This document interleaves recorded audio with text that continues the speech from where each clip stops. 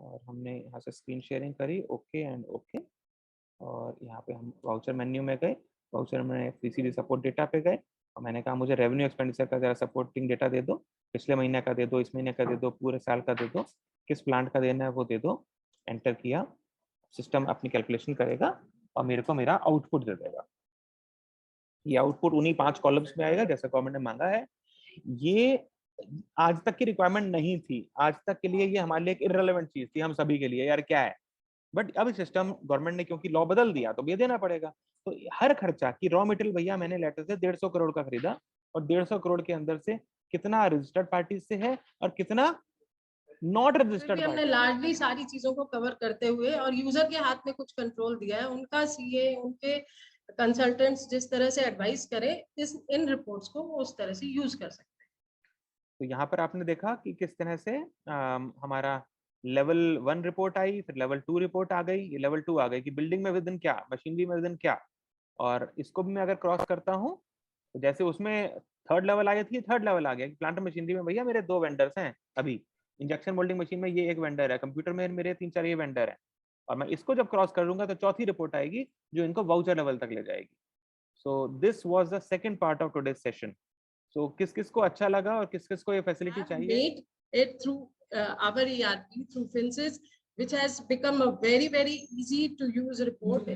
In just a click, we can take out the entire data, and that too in the desired format in which government has required it.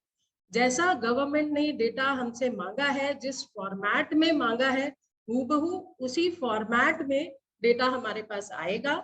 And not only the summary reports, but also the working sheet, the entire working sheet जो कि एक complete audit set आपका बनाता है इस report के लिए। तो उसके बारे में we will be discussing, which is very important. बहुत ध्यान से सारे एस्पेक्ट्स के बारे में सुनिएगा, पीपीटी को ध्यान से देखिएगा। ये पीपीटी हम बाद में सर्कुलेट भी करेंगे। हमारे सारे ही modules, web version, window version, they are ready with this menu. हमने एक पूरा मेन्यू नया डिजाइन किया है इस रिक्वायरमेंट को लेकर के। The main point to be understood here is that the date of the audit report filing is approaching. How far is it, Sangeet sir? Sir, the tax audit and balance sheets have all to be finalized theoretically, balance sheets by 1st of September, theoretically, because 30th September तक AGM होना है, उससे पहले 21 दिन का notice होना है, clear days blah blah blah. So between 1st to 5th September आपको theoretically बैलेंस शीट क्लोज करनी है, unless you have some cooperation somewhere, and your ROC returns must go within 30 days of that. Your tax audit returns must also be filed, I think by 30th of September। ITR 6 की filing अक्टूबर में है। So anyway, time short है and we need to learn fast and implement it very fast. The objective is that when we look through the data of all our customers, we are blessed that all customers are doing pretty well and the transaction volume is very high. So very high volume means it takes time to prepare these type of data to help the clients in making this data fast. Now we'll tell you how to do it. Over to you, ma'am. Initially हम थोड़ा सा इसका background देख लेते हैं कि law में किस इंटेंट से इसको डाला गया है और क्या क्या हमसे इंफॉर्मेशन मांगी गई है, और उसके बाद वी विल डिस्कस कि इसको फिंसिस में हमें कैसे अचीव करना है, किस तरह से इसकी रिपोर्ट्स हमें मिलेंगी और उनको कैसे एनालाइज करना है। तो फर्स्ट ऑफ ऑल, जैसा कि अभी संगीत सर ने भी बताया and we all are very much aware कि ये इसी साल से एप्लीकेबल है। ये जो annexation it will make the part of the audit report for the financial year 21-22. Just one more thing, मैं ये जानना चाहूंगा एक बार सब लोगों से कि ये टैक्स ऑडिट किस किस पे लागू होता है या किस किस पे नहीं होता। मेरे हिसाब से जितने भी लोग मीटिंग में हैं, हर कंपनी पे ये लागू होता होगा। संगीत sir, am I correct? Of course. इसलिए ये समझना बहुत ज्यादा जरूरी है कि ये गवर्नमेंट का लॉ है। पहली चीज, ये हमें सब लोगों को चाहिए, जो लोग भी आप सुन रहे हैं, उसके बिना आपकी फाइनेंशियल स्टेटमेंट्स पूरी नहीं है। राइट संगीत सर? वेरी ट्रू, बिकॉज होता क्या है, आप लोग ना यूजुअली अपनी बैलेंस शीट बना लेते हैं, बाद में टैक्स ऑडिट के अनेक्चर अपलोड करने के लिए किसी को कह देते हैं भैया तुम भर लेना, बट आपके जो फ्रेंडली चार्टर्ड अकाउंटेंट्स हैं, अगर आप उन्हें डेटा नहीं दोगे तो वो अपलोड करेंगे क्या? ये डेटा वो अपने आप से नहीं बना सकते, nobody can imagine. So the only way you can do is by actually using this part of the अगले 20 मिनट आप एक भी स्क्रीन मत छोड़ना, अगले 20 मिनट बहुत इंपॉर्टेंट लर्निंग है जो आपको मिलने वाली है। तो over to you, back to you Mayuri. Okay, तो इसके बारे में जो लॉ में जो भी बताया गया, what ever was mention in the law, ICAI has also provided, क्योंकि ये बिल्कुल नया नया है, इम्प्लीमेंट भी बिल्कुल एकदम अभी से ही करना है। सो ICAI has also come up with the guidelines कि इसको किस तरह से इंटरप्रेट करना है, which really becomes a good guide कि हमें किस किस तरह से इसको एनालाइज करना है, क्योंकि लॉ में कुछ वर्ड्स हैं जिनकी इंटरप्रिटेशन थोड़ा सा कंफ्यूजिंग है। तो ICAI के इस गाइडेंस नोट से it has been very clear now कि हमें इसका डेटा किस तरह से प्रिपेयर बनाना है, करना है प्रिपेयर। तो सबसे पहला तो ये है कि इसमें GST रजिस्टर्ड और नॉन रजिस्टर्ड का जो भी हमने एक्सपेंडिचर पूरे साल में किया है, एक तरह से ये उसका बाइफर्केशन है। ये सिंपल इंटेंट ये रहा है कि बिल्कुल क्लियर कर दो, अपना PNL उठाइए, डेबिट साइड देखिए, और उसमें जितने भी एक्सपेंडिचर आपके आ रहे हैं उनको जस्ट क्लियर 2 पार्ट्स में डिवाइड कीजिए कि कौन सा अनरजिस्टर्ड है और कौन से एक्सपेंडिचर आपने रजिस्टर्ड पार्टीज के लिए किए हैं। रजिस्टर्ड पार्टीज के लिए फिर फर्दर बाइफर्केशन भी है, जो कि अभी हम आगे इस PPT में और डिटेल में डिस्कस करें। ये है जो वाला वो फॉर्मेट है जो गवर्नमेंट की रूलिंग में आया है कि जो भी आपके खर्चे आप PNL में डाल रहे हैं एंटायर टाइम पीरियड के लिए, उनको आप 2 भागों में बांटिए। Just divide them into 2 parts, what ma'am has just said, whether they are registered parties under GST or not registered under GST. That is one, first classification. The second being, if they are registered, अगर वो registered हैं तो क्या वो category exempt के अंदर आती है? Are those vendors composition vendors? And तीसरा क्लास रेसिडुअल, कि अगर इन दोनों में नहीं आते तो वो रजिस्टर्ड ही माने जाते हैं। ये भी सिंपल बात है। तो गवर्नमेंट ने एक फॉर्मेट बना के दे दिया ताकि so that they can analyse what the expense breakup is and how much is the value that you have taken from registered parties and from unregistered parties. Now we'll show you how to do it. Please. देखिए, ये जो भी data है ये government के पास already वैसे भी मिल रहा है उनको T2A से और AIS से, बट स्टिल जो इन्होंने और हम लोगों से ही मांगा है डेटा, तो इसको बनाने के लिए हमें बहुत सावधानी बरतनी है। So whatever is required, the first thing is we put our vouchers in a very systematic format. ध्यान रखना है हमें कि हम वाउचर डालते समय किन किन क्लासेस को यूज कर रहे हैं। GST क्लास जो सभी अकाउंटेंट्स यहाँ पे हैं, जो भी ऑडिट अकाउंट्स टीम से इस सेमिनार को अटेंड कर रहे हैं, they all must be aware कि GST क्लास जब से GST आया है तब से एक बहुत ही इम्पोर्टेंट फैक्टर रहा है। जितनी भी वाउचिंग हमें ERP में करनी है उसमें वाउचर बुकिंग के टाइम पे GST क्लास सेलेक्ट करना एक कंपल्शन है। तो यही हमें ध्यान रखना है कि हम किस तरह की GST क्लास उस पे select To elaborate this further, आप यहाँ ध्यान से देखिए, पहला कॉलम है exempt। सिस्टम को कैसे समझ में आएगा ये exempt है, वो जैसे मैडम ने बोला GST क्लास के जरिए। तो GST class, all people know who use Finsis are 7 to 9 classes are there. So be very careful. If it is wrongly selected, it will show in the report in the wrong column. Okay. Secondly, composition. Even if one party is there, government wants it to be shown in a separate column. तो आपको अपने master file में ये भी ध्यान रखना है कि party composition party clearly identified. Registered का तो पता ही है कि उसका 15 डिजिट का GST नंबर होता है। एंड फिर आ गई अनरजिस्टर्ड पार्टियां, जिनमें आप जल्दी से कभी कभी NA डाल देते हो, N.A. डाल देते हो, URP डाल देते हो, या इस तरह की चीजें डाल देते हो। तो इस डेटा गवर्नमेंट और सारी अथॉरिटीज चाहती हैं कि आपके मास्टर्स बिल्कुल ठीक हो। तो आपको इसमें जब आप फर्स्ट टाइम चलाएंगे तो आपको लगेगा कोई फिगर इधर आ रही है, कोई इधर आ रही है। तो साथ ही साथ अभी मैडम आपको बताएंगे कि आप किस तरह से ये देख सकते हैं कि उसमें मास्टर में क्या डला हो। करिए।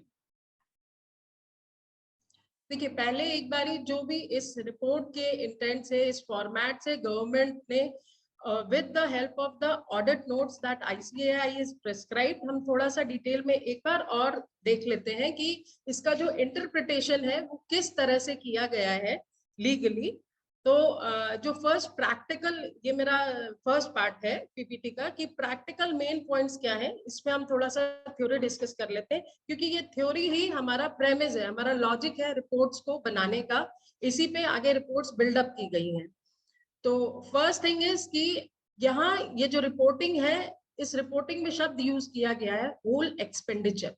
Then expenditure is not only of the revenue nature.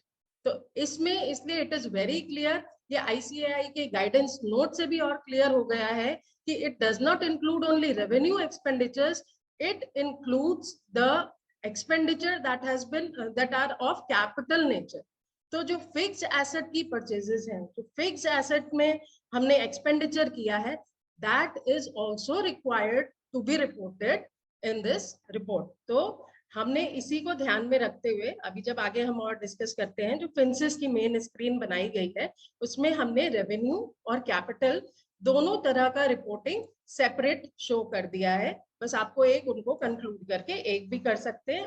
और इसमें क्योंकि ये नया लॉ है थोड़ा सा, तो इंटरप्रिटेशन थोड़ा सा फर्क हो सकता है, इसलिए हमने आपको जितना हम एक्सटेंसिवली उसको प्रोवाइड कर सकते हैं कि आप थोड़ा बहुत ट्वीकिंग अपने हिसाब से भी कर लें, तो we have made it in that वे।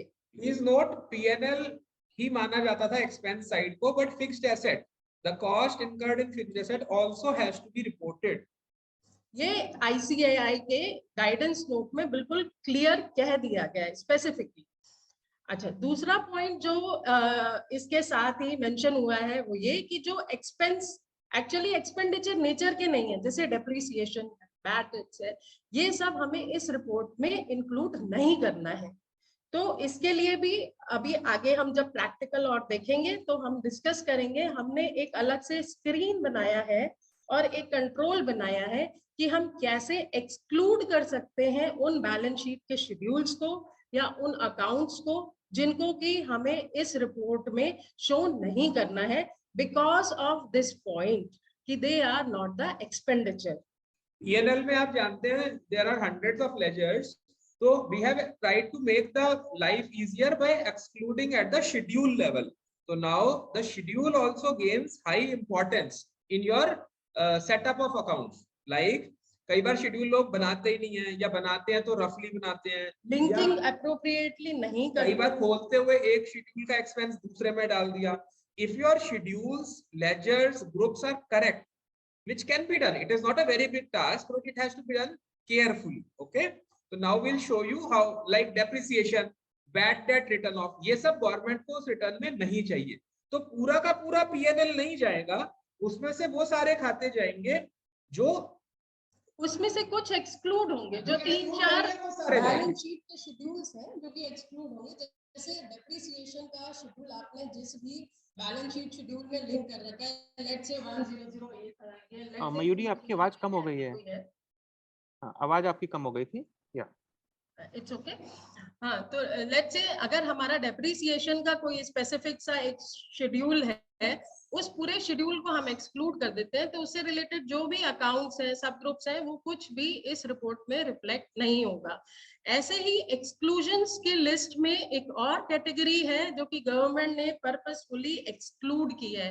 वो क्या है? वो कैटेगरी है schedule 3, whatever services and goods, supply of goods that are mentioned in schedule 3 of the CGST Act.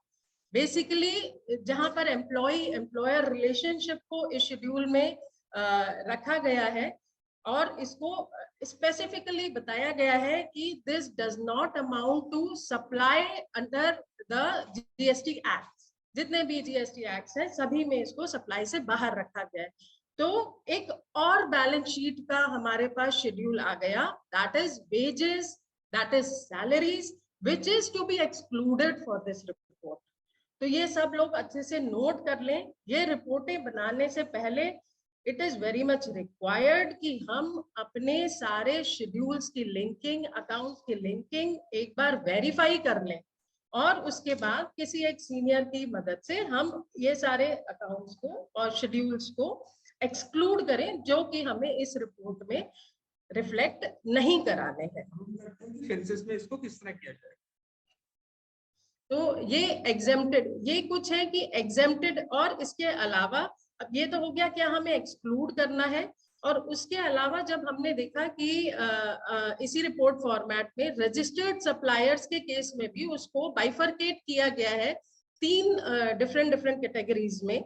एक है exempted, the first one column number 4 is exempted supply. तो exempted supply को again इस एक्ट में तो खाली exempted supply ही mention किया गया है, बट आईसीआई के गाइडेंस नोट में और फिर आगे हर जगह इसको माना गया है, it is not only exempted, it includes nil rated supply, it is also the non GST supply.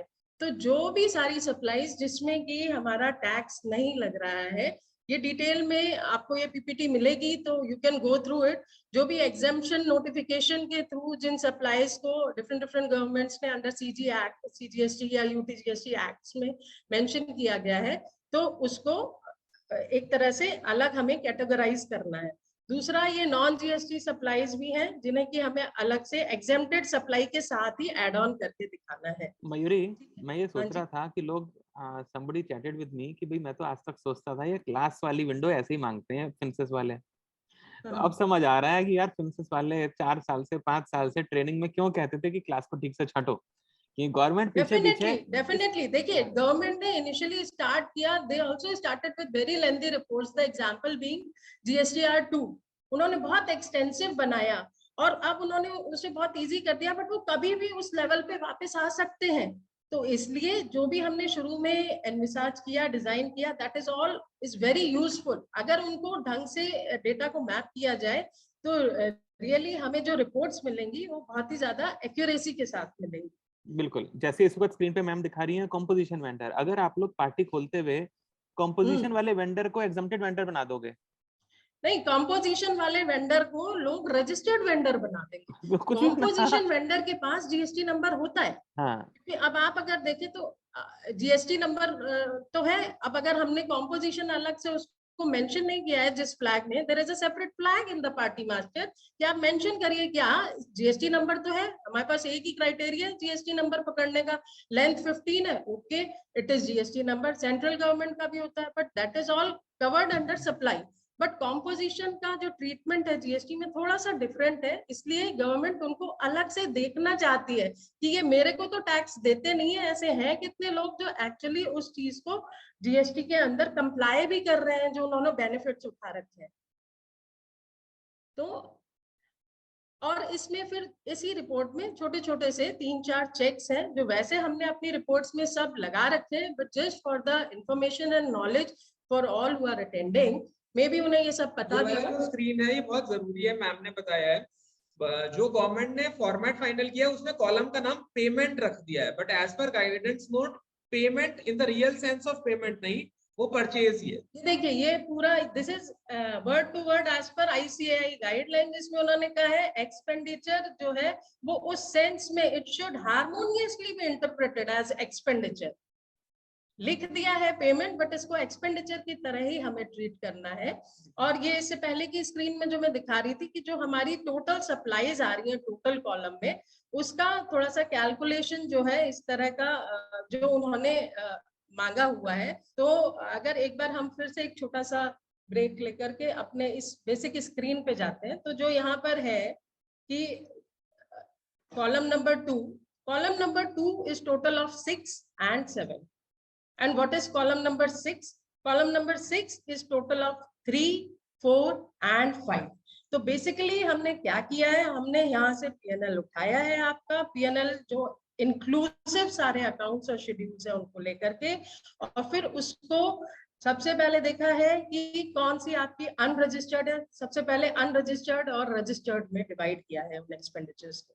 Then we have further bifurcated this registered expenses on the basis of the composition flag, हमने fourth में डाल दिया कि इसमें से कितने fourth में आएंगे, and on the basis of GST class that you have selected at the time of booking of vouchers, क्योंकि because that is the only thing जहां से कैचअप किया जा सके कि आपकी एग्जाम नील रेटेड या कौन सी नॉन जीएसटी सप्लाई है। ये सारी क्लासेस गवर्नमेंट ने डे 1 से ही स्पेसिफाई करी है। और उसके बाद जो रेजिडुअल सेक्शन है that is column number 5। Now we directly come to the screens that we have designed for our Finsis users, कि इतना एक क्लिक में इतनी सारी जानकारी, that too very accurate depending upon the kind of data that has been put in the system.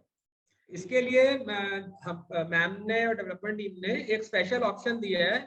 आप देखेंगे voucher menu के अंदर ITC 3CD 44, that is the 44 number table या सेक्शन, ये इनकम टैक्स का 3CD का 44 क्लॉज के compliance के लिए ये सपोर्टिंग डेटा है। उसकी मेन्यू आप देखिए इस तरह की आएगी, उसमें ये ऑप्शंस दिए गए हैं। इन सब ऑप्शंस का पर्पस है क्योंकि ये रिपोर्ट एक्यूरेट तभी बनेगी जब ये मास्टर्स ठीक होंगे। तो सबसे पहला आ गया, हाँ एक सेकंड, मैं एक काम करता हूँ, मैं कई लोग हमारी मीटिंग में होंगे जिसको एक बार मयूरी आप अपना स्क्रीन शेयरिंग हटाएंगे, एक बार उनको 3CD दिखा देता हूँ, हल्का सा 3CD दिखा देता हूँ, क्योंकि कुछ टीम मेंबर्स होंगे जो टोटल डेलीगेशन पे चल रहे होंगे, उन्हें नहीं पता होगा ये 3CD क्या भला है। So I am just sharing my screen and sharing with you what this is all about. Friends ये देखिए, ये है गवर्नमेंट ऑफ इंडिया का फॉर्म 3CD, ओके, इसे टैक्स ऑडिट रिपोर्ट कहते हैं, ठीक है फ्रेंड्स। इसका मैंडेटरी होना बता दीजिएगा। ये मैंडेटरी है, एनीबॉडी जिसका टर्नओवर 1 करोड़ से ऊपर है उसके लिए 3CD लगता है। कुछ एग्जम्पशंस कुछ लोगों को मिलती हैं जिनका टोटल डिजिटल टर्नओवर है, कि डिजिटली 95% वो थ्रू डिजिटल मींस या चेक से ही रिसिप्ट या पेमेंट करते हैं, उनके लिए 10 करोड़ तक की लिमिट है। बट इन प्रिंसिपल मोटा मोटा सभी कंपनीज कवर हो जाती हैं। 10 करोड़ से कम वाला हमारा हार्डली कोई क्लाइंट होगा, almost by everybody. God's grace हमारे सारे ही जो पार्टनर्स हैं, आई थिंक वो सभी इस शेल से इस शेल में आते हैं, they are all following in. इससे मच। तो अब ये देखिए, ये वो क्लॉजेस हैं जो आप हर साल नॉर्मल कोर्स में भरते हैं, कि मेरे डेप्रिसिएशन मेथड क्या है, मेरे स्टॉक वैल्यूएशन मेथड क्या है, बोनस कमीशन तो नहीं है, ESI EPF का क्या स्टोरी है। ये गवर्नमेंट की देखिए, मैं incometaxindia.gov.in के ऊपर हूँ इस वक्त, ठीक है, ये उनका लेटेस्ट फॉर्मेट है कि भाई आपने 43B के अंदर कौन से डिसअलाउंस करने हैं। ये नॉर्मल है जो आप हर साल भरते थे। आपने TDS नहीं काटा, उसका मैं क्या करूं, कैश पेमेंट मोर देन 10,000 कर दी, उसका क्या करूं, ये सब आप भरते थे। अब I jump to directly the last page. देखिए इसके पेज नंबर 16 पे मैं पहुंच गया। देखिए यहाँ पर इन्होंने ये एडिशन करा, ये clause number 44, breakup of total expenditure of the entities registered और नॉट रजिस्टर्ड अंडर GST। जो GST में जो रजिस्टर नहीं है उसको भी देना है। ओह माय गॉड, खैर हमारे तो सारे क्लाइंट्स रजिस्टर्ड हैं। सो इसमें जो कॉलम अभी अभी मयूरी मैम आप सबको बता रही थी कि भाई कितना एक्सपेंडिचर आपने P&L में डाला है, ओके, P&L में कितना खर्चा है, उसमें से कितना एग्जम्प्टेड वेंडर से है, एंटिटीज रजिस्टर्ड, ठीक है, कितना एंटिटीज रजिस्टर्ड से है, कितना नॉट रजिस्टर्ड से है, और उसमें से कितना एग्जम्प्टेड है, कितना कंपोजिशन स्कीम में है, कितना नॉर्मल रजिस्टर्ड एंटिटीज से है, और टोटल रजिस्टर्ड क्या है। तो गवर्नमेंट को इससे कोई फायदा हो ना हो, अपने लिए तो काम बढ़ गया। Yes. As accounts department, as chartered accountant, as ICWAs, as company secretaries, as भोले भाले accounts, As the custodians of finance of company, हर किसी के ऊपर बेसिक रिस्पॉन्सिबिलिटीज की एसएससी के ऊपर ही है। हाँ, तो भाई क्या गलती करी थी ऐसी कि पिछले जन्म में कि मेरे को अकाउंटेंट बना दिया। तो भाई बट बना दिया तो अब पापड़ तो बेलना पड़ेगा। बट फिंसिस अगर है तो पापड़ आसानी से बेल जाएगा। तो वन क्लिक रिपोर्ट्स हैं सारी। बेलना ही नहीं है, इनफैक्ट हाँ, वन क्लिक रिपोर्ट है, प्लेट में तैयार मिलेगा टू बी सर्व, हाँ, नथिंग टू बी डन। बस ये, हाँ जी, आपको एक बार देखना जरूर है, इसमें गलतियां अगर दिखती हैं तो एक बार अकाउंट का डेटा वेरीफाई करवाना है। फर्स्ट टाइम सेट हो जाएगा, सेकंड टाइम से it will be very smooth. तो आइए हम अब ये जो डिफरेंट मेन्यूज हैं इसके ऑप्शंस के बारे में डिस्कस कर लेते हैं। देखिए जो आपको ऑप्शन दिखाया है, जब आप लेटेस्ट EXE अपने सिस्टम में डाल लेंगे तो ये वाला ऑप्शन ऑटोमेटिकली आपकी वाउचर मेन्यू में आ जाएगा। वाउचर मेन्यू यहाँ पर क्यों रखा है, क्योंकि ये अकाउंट्स का टॉपिक है। यहीं पे TDS सपोर्ट डेटा है, यहीं पे TCS सपोर्ट डेटा है, यहीं पे ITC सपोर्ट डेटा है, यहीं पे VAT सपोर्ट डेटा है। तो सारी इंफॉर्मेशन आपको एक ही जगह पे you are able to find it. तो when you click this option, this screen will open. This screen will show you these 6 options. Please ma'am explain them one by one. First option जो है इसका which says view schedules to show in report, तो जिसका हमने सबसे first point में जब हमने डिस्कस किया इनिशियली, तो उसके बारे में डिस्कशन हमारा जो हुआ कि कुछ एक्सक्लूजन्स एनविसाज किए गए. There are certain exclusions which were thought by the government authorities which should be excluded from this list of expenditures, जैसे कि डेप्रिसिएशन है, जैसे कि सैलरीज है. किसी भी वजह से जो एक्सक्लूजन किए हैं, तो हमें कैसे पता चलेगा रिपोर्ट बनाते हुए कि मुझे क्या क्या एक्सक्लूड करना है. तो जो ग्रुप लेवल पे, जो हमारे शेड्यूल लेवल पे है, उसके लिए हमने ये वाला ऑप्शन डिजाइन किया है. और क्योंकि कुछ ही अकाउंट कोड्स होंगे जिनको कि आप अकाउंट कोड के बेसिस पे हटाना चाहें, क्योंकि डेप्रिसिएशन का पूरा एक शेड्यूल होगा, सैलरीज वेजेस का पूरा एक आपका कई लेजर होंगे उसमें, कई सारे, तो वो पूरे एक साथ एक्सक्लूड हो जाएंगे. बट उसके अलावा भी अगर कोई रेजिडुअल एक आध सेक्शन आपका ऐसा एक आध अकाउंट बचता है जिसको you feel I don't want to show it in this report, तो you can exclude it with the help of Control O81, which has been made exclusively for this report. तो ऐसा आप ये देखेंगे जब आप पहला ऑप्शन दबाएंगे, when you press the first option, view schedules to show in this report. आप जानते हैं मेन ग्रुप होता है, शेड्यूल होता है, उसके अंदर लेजर होते हैं. मान लीजिए मुझे वेजेस, सैलरी मैंने एक शेड्यूल में रख रखे हैं, मुझे उन्हें हटाना है, तो मैं इस फर्स्ट ऑप्शन पे क्लिक करूंगा और यहाँ लिखा हुआ है लिस्ट ऑफ शेड्यूल्स और expenses, press F2 to update. Next screen है हमारे पास. ये आप F2 दबाएंगे तो सिस्टम आपसे पूछेगा क्या आप इस शेड्यूल को 3CD में दिखाना चाहते हैं. Do you want to show this in the 3CD? If yes तो yes, if no then it will get remove from the report. ये देखिए, जैसे कि हमने यहाँ पे ओपनिंग स्टॉक मान लो एक अकाउंट होता है हमारा 3 स्टार का, हमने उसको नो कर दिया क्योंकि उसे उस रिपोर्ट में नहीं दिखाना, क्योंकि objective is to show the expenditure.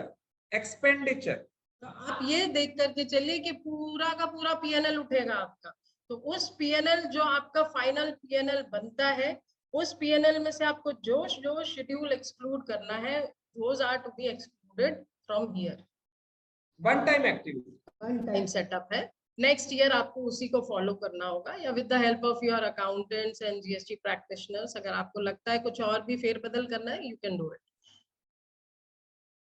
Second हो गया, एक राउंड ऑफ का अकाउंट होता है. कई लोग राउंड ऑफ को, some people open the round off account in a particular schedule, but in some cases it is mixed up with some other ledgers. So we have specifically provided this for excluding the round of O81. Okay, one time activity. और भी कोई account अगर आपको लगता है कि ये मुझे नहीं इस रिपोर्ट में चाहिए, तो आप उसको यहाँ से कॉमा कॉमा करके स्पेसिफाई कर सकते हैं. यूजुअली जैसा हम करते हैं, तो उसमें हो सकता है. दूसरा ये देखिए, साथ में ही हमने यहाँ पे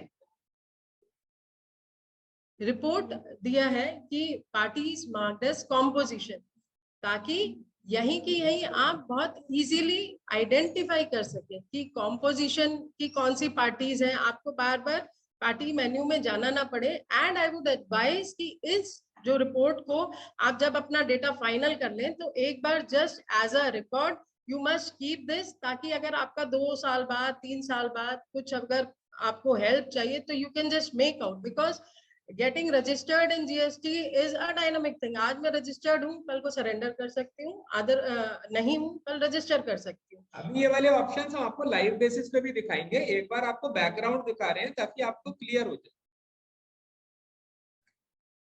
तो हमने पार्टीज, दूसरा हम देखना चाहते हैं कि हमारी कॉम्पोजिशन पार्टीज आज की डेट में कौन सी हैं. तो सेकेंड ऑप्शन को क्लिक कर आप देख सकते हैं कि किस किस पार्टियों में कॉम्पोजिशन फ्लैग यस है, क्योंकि वो एक अलग कॉलम में देना है, इसलिए उसको देखना बहुत जरूरी है. अगला लीजिए. फिर आ गया कि कौन सी ऐसी पार्टियां जो अनरजिस्टर्ड है, वो भी आप एक बटन दबा के देख सकते हैं. तो आपको रेडीली रेफरेंस मिल जाएगा कि अभी मास्टर्स की स्थिति, what is the position of current masters. You can keep it in even soft copy, जो कि आपको बाद में हेल्पफुल हो सकता है. ये इस रिपोर्ट के वर्किंग पेपर की तरह सर्व कर सकता है. तो ये हमने पहले भी डिस्कस किया कि 2 तरह से एक्सपेंडिचर को हमको शो करना है. अब हम मेन रिपोर्ट पे आ जाते हैं. Now, all of us know multiple of our clients have multiple branches, but if the balance sheet is going consolidated, if the financial statements are going consolidated, sometimes yes, sometimes no. तो हमने यहाँ पे option दिया report चलाते हुए आप multiple plants छांट सकते हैं. तो दिस सुविधा, this facility we have already built in the system. Okay, next is, अब इसमें 3 रिपोर्ट्स खुलेंगी. पहली जो गवर्नमेंट ने फॉर्मेट में मांगी कि मुझे बताओ टोटल परचेज कितनी हुई, पावर एंड फ्यूल कितना हुआ, डायरेक्ट एक्सपेंस कितना हुआ, इनडायरेक्ट कितना हुआ, कम्युनिकेशन कितना हुआ, इंटरेस्ट कितना हुआ, और वो सारा आप देखिए उन कॉलम्स में डेटा फिल होकर आ गया. ओके, ये है जो सिस्टम से readymade ready to use report. ये रिपोर्ट बिल्कुल ऐसी है, अगर डेटा सही से फीड किया गया है तो you can just take the print out and give it to your auditor.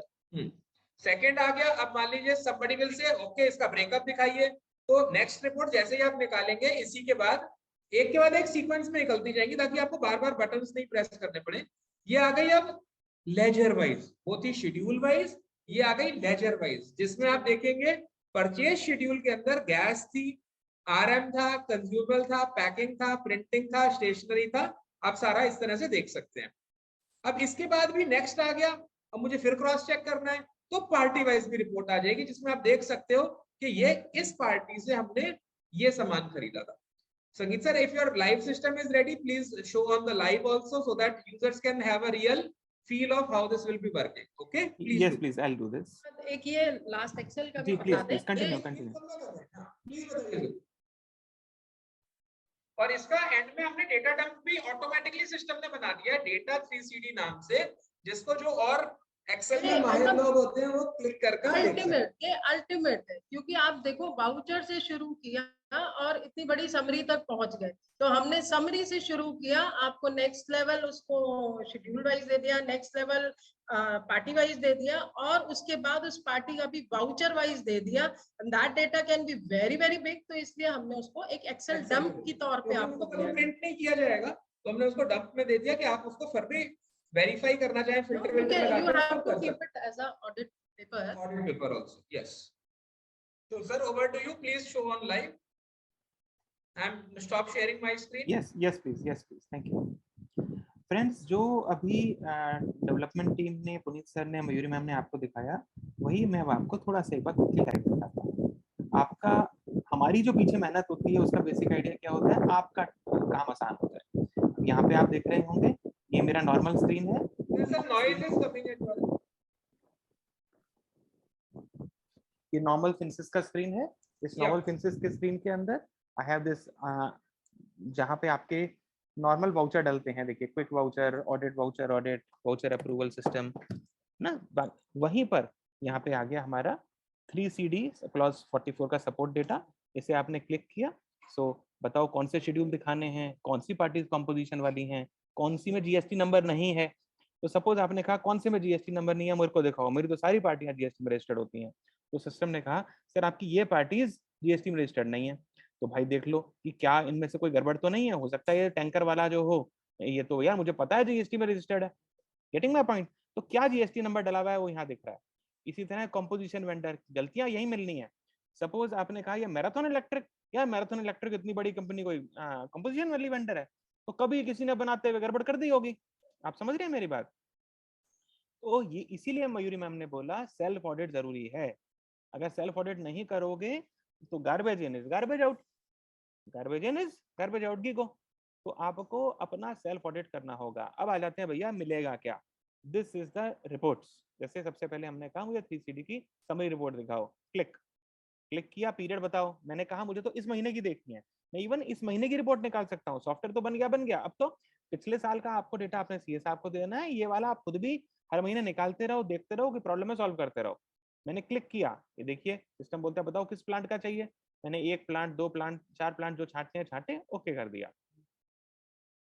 और सिस्टम मेरे को क्विकली एनालाइज करेगा, उन हजारों लाखों वाउचर्स को एग्रीगेट करेगा, उनको पहले पार्टी वाइज ले जाएगा, फिर लेजर हेड वाइज ले जाएगा, फिर उनको कैटेगरी वाइज ले जाएगा, exempted, non composition and normal, and उनको प्लॉट कर देगा और उनकी ये 4 समरीज बना देगा जो अभी हमारे सर ने आपको बताया. और ये आउटपुट अभी आपके पास आने वाला है. और ये आउटपुट्स को आप एक्सपोर्ट टू एक्सेल भी कर सकते हैं. मेरे पास कोई राइट्स की प्रॉब्लम आई है या कोई एरर आया, मैं एक बार इसको री लॉग इन करता हूँ. 1 मिनट करिएगा, 1 मिनट. सो इस बेसिक आइडिया ये है कि इस वाली मेथड से आप लोगों को ये जो रिपोर्ट्स हैं ये रेडीमेड कैलकुलेशन बन गई। जो आपको स्टेप बाय स्टेप अभी अभी दिखाया वो स्टेप बाय स्टेप रेडी हो गया। और आप सब लोग हमारी फिंसिस की वेबसाइट www.finsis.biz www.finsis.biz को यूज करते ही होंगे। फिंसिस के अंदर भी मेन स्क्रीन पे ही अपडेट नाउ का ऑप्शन भी होता है, और जो लोग क्लाउड पे हैं उन्हें तो चिंता करनी नहीं होती, तो वहाँ तो क्लाउड को हम खुद ही मेंटेन कर रहे होते हैं। सो वहाँ पर सिस्टम ये रिपोर्ट को आपको रेडीमेड दे रहा होता है। मैंने फिंसिस में फिर से लॉगिन कर रहा हूँ और ये अंदर चला गया। मैं अपना स्क्रीन शेयर फिर से करने वाला हूँ उसे आपको दिखाने के लिए।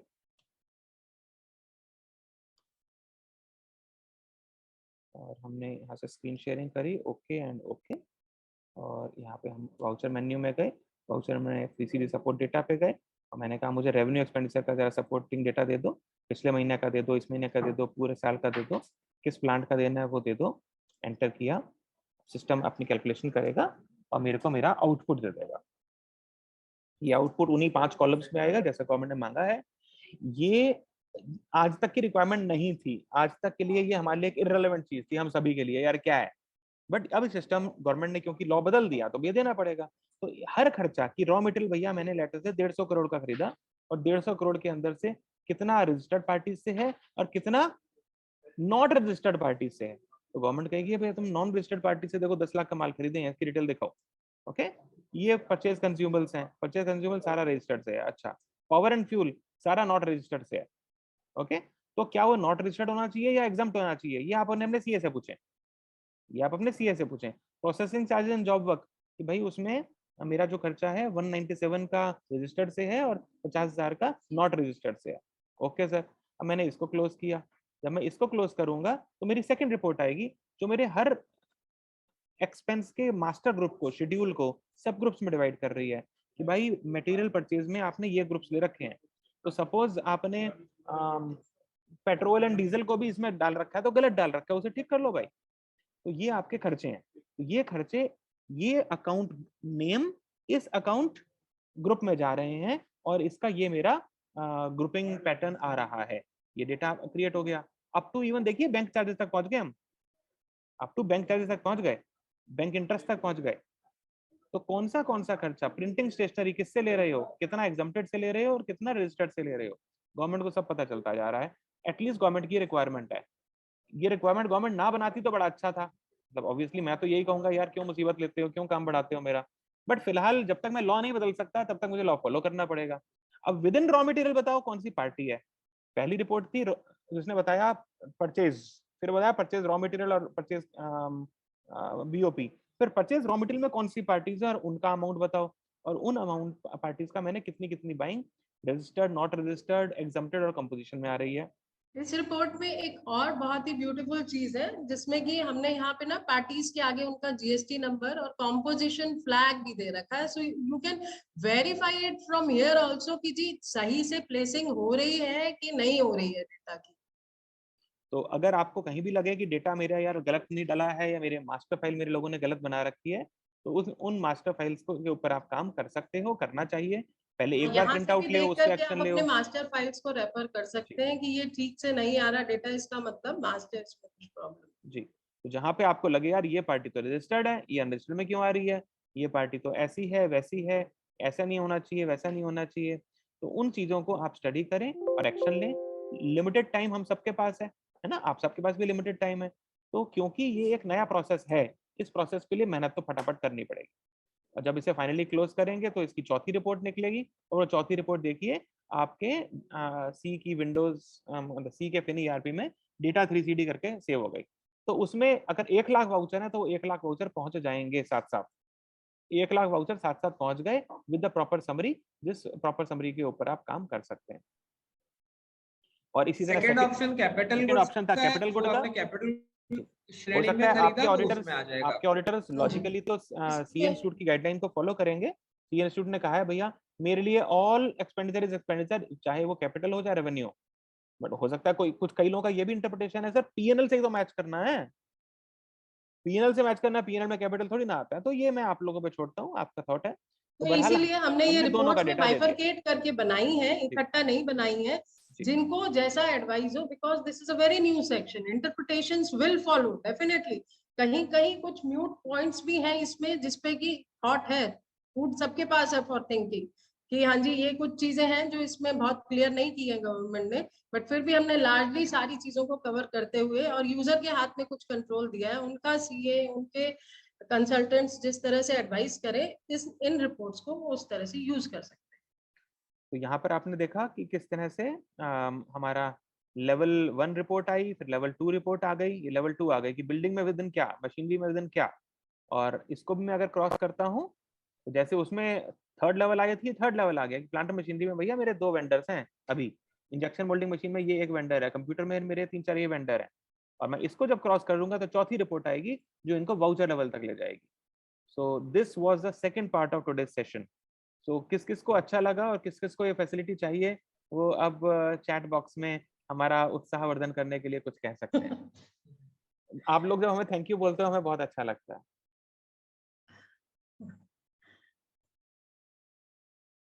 Thank you everybody. Now over to the next important slide. That's यार the अभी थोड़े result. थैंक यू और आने दो यार, मैं तो अपनी तैयारी कर ही रहा हूँ, अगला स्पीकर तो मैं ही हूँ।